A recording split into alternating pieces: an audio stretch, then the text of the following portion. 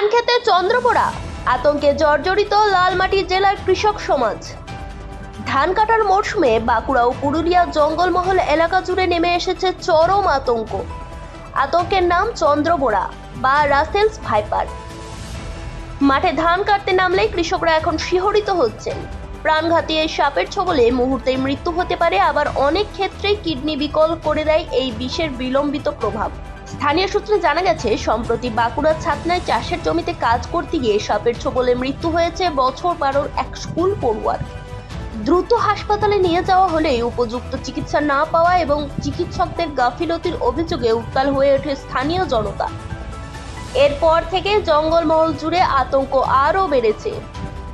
কৃষকদের অভিযোগ, ধান ক্ষেতের ভেতরে গোলা পাকিয়ে শুয়ে থাকে এই মারাত্মক সাপ 5 ফুট দূর থেকেও ঝাঁপিয়ে আঘাত করতে সক্ষম।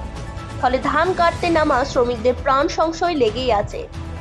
কেউ কেউ মাঠে আগুন জ্বেলে বা কাঠি পিটিয়ে আগে সাপ তাড়ানোর চেষ্টা করছেন, কেউ বা রাবারের বুট পরে কাজে নামছেন। তবে বিশেষজ্ঞদের মতে চন্দ্রবোড়া সাধারণত রাতে সক্রিয় থাকে, তাই দিনের বেলায় কাজ করার আগে জমিতে ভালোভাবে খোঁজ নেওয়া উচিত। একই সঙ্গে পর্যাপ্ত অ্যান্টিস্নেক ভেনম ও প্রশিক্ষিত চিকিৎসক নিয়োগের দাবিও উঠেছে গ্রামাঞ্চলে। গ্রামের মানুষের একটাই দাবি, ধান কাটবো, কিন্তু জীবনের ঝুঁকি নিয়ে নয়। প্রশাসন ও স্বাস্থ্য দপ্তরের তৎপরতাই এখন তাদের একমাত্র ভরসা। হ্যাঁ, ভয় লাগে। কিসের ভয়? সব চন্দ্রবোড়া সাপের। আমরা তো চাষি মানুষ, মাঠে ঘাটে কাজ করি, আমাদেরও ভয় লাগে।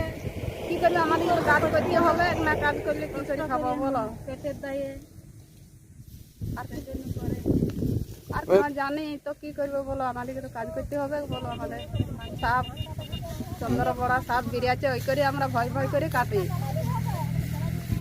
হ্যাঁ, ভয় করছে তো কি করবে? আমরা গরিব মানুষ, ফাঁকে ঝোঁকে কাজ করি, ভয় করি করি।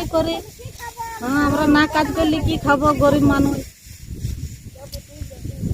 সাবধানতা কিছু নাও না? পায়ে কিছু পড়ো না তো? না, কিছু করি না, আমরা এরকম ভাবেই কর্ম করি। কিছু করি না, হাতেও পরি না, পায়েও পরি না। তো হঠাৎ করে তো সাপ বেরিয়েও যায়। হ্যাঁ, যাইবই কি, হঠাৎ বেরিয়ে যায়, তারপরে দেখতেও পাওয়া যায়, কিন্তু আমাদের অতটা করি না আমরা।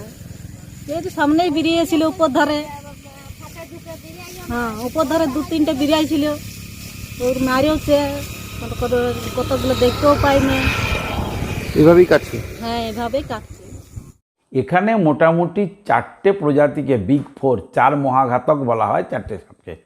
তার মধ্যে একটা হচ্ছে কোবরা কেউটে, এর মধ্যে 2টো ভাগ হয়। একটা বলা হয় মনোক্লেড কোবরা, যেটা হচ্ছে কাল কেউটে বলা হয়, আর একটা হচ্ছে স্পেকটাকেল কোবরা খরিস।